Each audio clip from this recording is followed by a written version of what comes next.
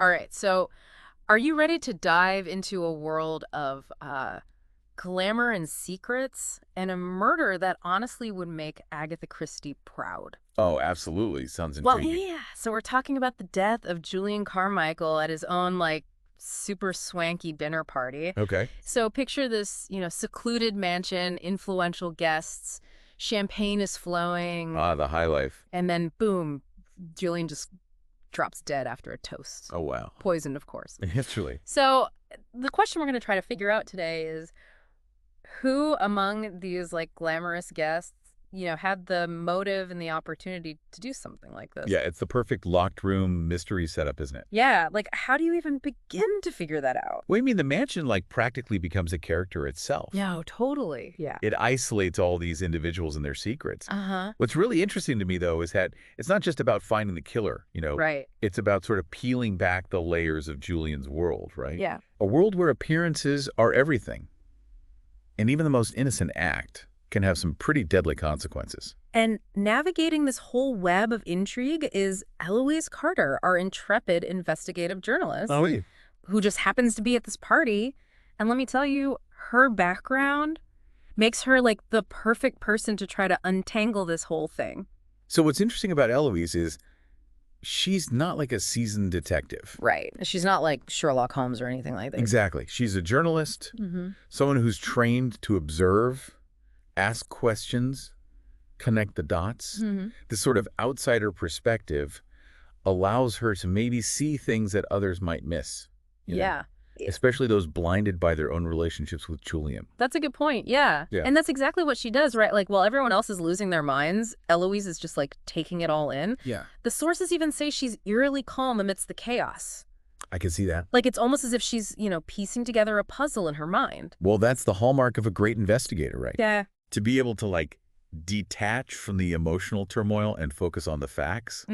So while everyone else is reacting, Eloise is analyzing. And one of the first things she focuses on, of course, is that champagne glass, Right. the likely source of the poison. Yeah, poison is such a fascinating choice for a murder weapon, don't you think? Oh, yeah, especially in Julian's world. Exactly. It sort of speaks to a desire for control, for a clean and, like, almost undetectable kill. Right. It's a silent weapon, Yeah. much like the secrets that kind of permeate the whole elite circle. Totally. Okay, so let's talk about some of those secrets and the people who are keeping them. Okay. Because man, did Julian have some enemies. Oh, I bet he did. So first up, we have Natalie Hargrove, Okay. the art dealer. Right. But it seemed like she and Julian were a little bit more than just business associates. Well, it's getting juicy. Right. Yeah. So Natalie and Julian were having an affair. Right. But it was a secret that could just totally destroy her career and her reputation if it ever got out. Yeah, the stakes are high. Oh, absolutely. Talk about a motive, right? For sure. Then there's Richard Whitley, the businessman, Oh, yeah. who's locked in this like fierce merger battle with Julian. Oh, so if Julian's out of the picture, he benefits. Big time financially and in terms of power, Right. And their rivalry was no secret, right? Yeah, that makes him an obvious suspect. Totally. But here's where it gets really interesting. We also have Diana Sullivan, the mayor's wife. Okay. Julian was about to publish this like really scathing expose on her husband. Uh-oh. Yeah, and that could have brought their whole world crashing down. I see. So we've got three main suspects, each with a really strong motive. Yeah, it's like one of those classic mysteries where Yeah. everyone has something to hide. Exactly. And this is making me think about that thing you mentioned earlier about a red herring. Ah, yes, the red herring. Yeah. It's a clue meant to mislead investigators. Right. Make them suspect the wrong person. So are any of these suspects actually as guilty as they seem? That's the question, isn't it? Or are we being led down a carefully constructed path of deception? It could be either. So how do we even start to figure that out? Well, this is where Eloise's skills as an investigator really come into play. Okay. She doesn't just jump to conclusions. She meticulously gathers information from every suspect. Right. But she notices all those little details, the inconsistencies that most people would overlook. Like what kinds of things? Well, for example, with Natalie, Eloise watches her just frantically trying to distance herself from Julian. Yeah, like she doesn't even want to be associated with him anymore. Right. It's like she's trying way too hard to prove she's innocent. Okay.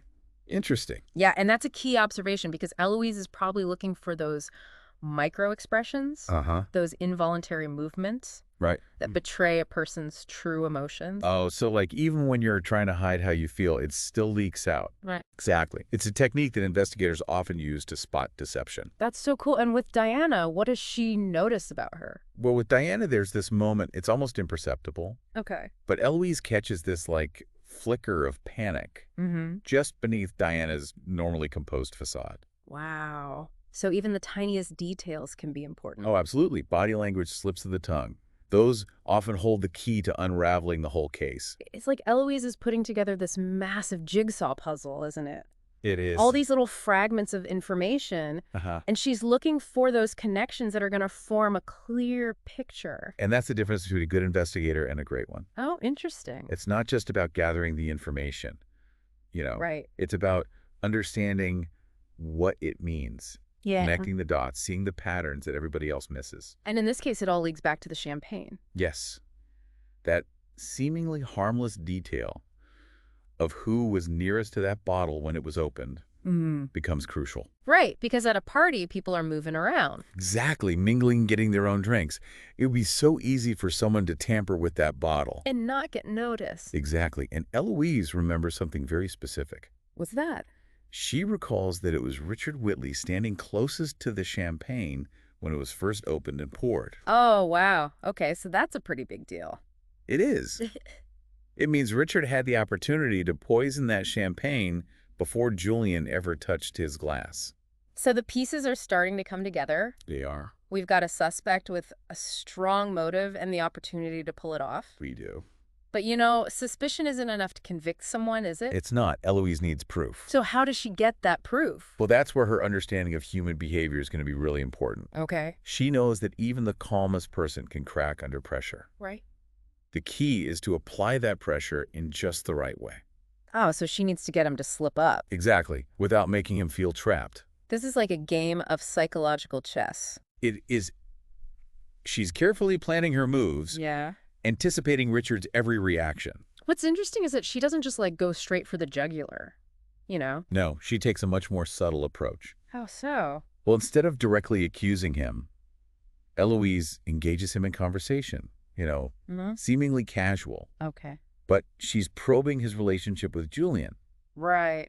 subtly pointing out the inconsistencies in his alibi, just watching his every move. In one of the sources, it even mentions that she brings up the merger. Oh, right. Casually mentions how much Richard stood to gain from Julian's death. It's a risky move. Oh, totally. Wouldn't that tip him off? It could. But Eloise is using a technique called stimulation. Okay. By introducing this potentially incriminating piece of information, she's testing his response. Oh, I see. So is he defensive? Does he try to change the subject? Yeah. His reaction could be a sign of his guilt. So how does he react? He manages to maintain his composure. Okay. But Eloise picks up on this, slight tightening of his jaw, Oh, wow. a subtle clenching of his fist. Okay. Those are micro expressions, those Yeah. involuntary movements Yeah. that can reveal a person's true emotions. Even when they're trying to hide them. Exactly.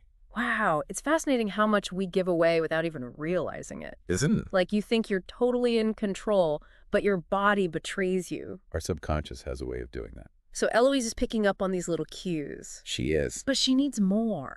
And of course she needs something concrete. Uh-huh. Something to tie Richard to the poison. So where does she find that? Well, this is where her attention to detail really pays off. Okay. Because remember, she's not just watching Richard. She's observing everyone, looking for any connection, any anomaly that could point her in the right direction. So what does she find? It's a seemingly insignificant detail, Okay. but she remembers seeing Richard fidgeting with his cufflink earlier. His cufflink. At the time, it just seemed like a random gesture. Yeah, I can see that. But now with her suspicions focused on him, Uh-huh. that detail takes on a whole new significance. But how does a cufflink connect to a poisoned champagne bottle? Well, Eloise, with her keen eye for detail, she remembers a news report she read a few weeks before. What was it about? It was about a new type of poison, Uh-huh. a highly concentrated substance that could be hidden in small everyday objects. Oh, wow. And one of the examples they gave was a cufflink. Oh, that's wild. It's like something out of a spy movie. I know, right? So she has her theory. Yeah. Richard used his cufflink to inject the poison into the champagne. But how does she prove it? That's a good question. Well, Eloise is going to have to take another calculated risk here. Okay. She needs to get her hands on that cufflink Right. without making him suspicious. So how does she do that? Well, she creates a diversion. Oh, clever. She accidentally spills her drink on him. Oh, so she can get close to him Exactly. without seeming suspicious. Right. And while she's apologizing profusely, she manages to detach the cufflink and slip it into her pocket. Wow, that's smooth. Later, she sends it off for analysis, Mm. and the results confirm her theory. Oh, wow. Traces of the poison from Julian's glass are found on the cufflink. So is that it? Well, not quite. Okay. Eloise still needs a confession. Right. She confronts Richard with the evidence, laying out her deductions calmly and logically. And how does Richard react to that? That's what we'll find out in part 2 of our deep dive. Okay. We'll explore the psychology of a cornered suspect, analyze Eloise's interrogation techniques, and see how she ultimately exposes the truth behind Julian's murder. All right, stay tuned, folks, because this story is about to get even more interesting. So we left off with Eloise confronting Richard, laying it all out for him. Right. The evidence, the motive, the opportunity. And it's here that, the pressure really starts to get to him, doesn't it? It does. Richard, who's been so calm and collected this whole time, he finally cracks. Well, his facade crumbles. He gets agitated, defensive. Oh, wow. He starts lashing out, denying everything, but his words are hollow. Oh, so he's saying all the right things. He is, but his body language is screaming guilt. Wow, and the police are on their way, right? They are. Eloise alerted them earlier. Smart thinking. And they arrive just as Richard breaks down.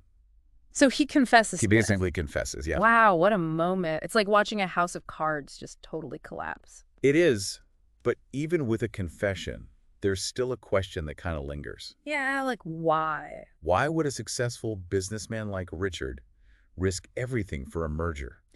It doesn't really add up. Well, that's an excellent point, and while the merger was definitely a motivating factor, there might be more to Richard's story. Oh, so there's a deeper layer here, like a hidden motive, maybe? Possibly. Remember, we're only seeing things from Eloise's perspective. Right. It could be a whole other side to this that we haven't uncovered yet. Okay, now I'm really intrigued. This is what I love about these deep dives, Oh, I know what you mean. Just when you think you've solved the puzzle, another piece emerges. It keeps you guessing. It does. So what else can we find out about Richard? What else is in the source material? Well, it turns out that Richard wasn't always this ruthless tycoon. Yeah. You know? Oh, really? Yeah, he came from pretty humble beginnings. Huh. Worked his way up through sheer determination and talent. Wow. So he's like a self-made man. He is. He built his company from scratch. Yeah. Poured his heart and soul into it. So this wasn't just about money for him. No, it was about his legacy, his life's work. And then what happened? Well, somewhere along the way, things started to go south. Uh-oh. A string of bad investments, some questionable decisions. Yeah. Put him in a really tough financial spot. I see. He was on the verge of bankruptcy, facing the possibility of losing everything. Oh, wow. That's got to be a heavy burden to carry. It is to see your dreams, your hard work, everything you've built slipping away. I can see how someone in that position might make some bad choices. Absolutely. And the merger with Julian's company was his last hope. Oh, wow. So he was desperate. It was a huge gamble. Yeah. A desperate attempt to save his empire. So the pressure was intense, but does that justify murder? Of course not. Yeah. But it does add another layer to his motivations. Okay. He wasn't just driven by greed. Right. He was driven by fear. The fear of losing everything he held dear. It makes you wonder if things had been different, Yeah. Maybe he would have made a different choice. Perhaps. But the fact is, he did commit a terrible crime. Right. He took a life, and he has to face the consequences. And yet, knowing his story, understanding what he was going through, it's hard not to feel a little bit sorry for him. That's the thing about a good story, isn't it? What's that? It lets you see the world through someone else's eyes. Uh-huh. Understand their motivations, even when their actions are inexcusable. So Richard confessed the mystery of Julian's murder is solved. It seems that way. But we've uncovered so much more, haven't we? We have this whole world of ambition, betrayal, desperation. And like it says in the source material, the city's darkest secrets had only just begun to surface. Julian's death was just the beginning. That's a chilling thought. So where do we go from here? Well, that's where our deep dive ends. But it leaves you, the listener, with some things to think about. Like what? Was Richard solely responsible for his actions? Or was he a victim of circumstance? That's a good question. What's the true cost of ambition? Hmm. And in a world where power and influence are so easily corrupted, how do we navigate those murky waters of morality and justice? It's been quite a journey. It has, full of twists and turns, moral dilemmas, and those satisfying aha moments. I know, I love those. Thank you for joining us on this exploration of secrets, lies, and the dark side of human nature. It's been a pleasure. And remember, every story has layers. Keep questioning, keep digging. You might be surprised by what you find. Okay, so Richard confessed, right? I mean, case closed, the mystery solved. Well, you'd think so, wouldn't you? Yeah, but... But as we dig deeper into this source material, it seems like there's more to Richard's story than just wanting power, you know? Yeah, there's got to be more going on there. It's like peeling back the layers of an onion, you know? Okay. Like on the surface, you have this cutthroat businessman Right. who seems willing to do anything to win, but then you start digging deeper and you find these complexities, Right. the vulnerabilities beneath the surface. So what does the source material tell us about his past? Well, it turns out that Richard wasn't always this tycoon, you know? Really? Yeah, he came from really humble beginnings, Interesting. worked his way up, you know, Wow. through just sheer determination and talent. So he's like a self-made man. Exactly. Built his company from nothing, Wow. poured his heart and soul into it. So this wasn't just about the money for him. No, it was about his legacy, you Yeah. know, everything he built. And then what happened? Well, somewhere along the line, things started to fall apart. Some bad investments, some risky decisions, and suddenly he was in a really bad spot financially. Oh, so he was close to losing everything. He was on the verge of bankruptcy. I can only imagine the pressure he must have been under. Oh, it must have been immense to see your dreams, you know, your life's work, Yeah. just slipping away. I can understand how someone could make some bad choices in that situation. Absolutely. And that merger with Julian's company, Right. that was his last shot. Like a Hail Mary. Exactly. Yeah. A desperate attempt to save his empire. So the pressure was huge, but I mean, does that really justify murder? Of course not. But it does help us understand his motives a little better. Okay. It wasn't just greed driving him. Right. It was fear, you know, the fear of losing everything. It's like this whole other layer to the story. It is, and it makes you think about how things might have played out differently. Yeah. You know, if he hadn't been so desperate. Right, but at the end of the day, he still committed a crime. He did. He took a life, and he has to face the consequences. You know, it's funny, though, even knowing what he did Yeah. and knowing it was wrong, I I still kind of feel bad for him. get it.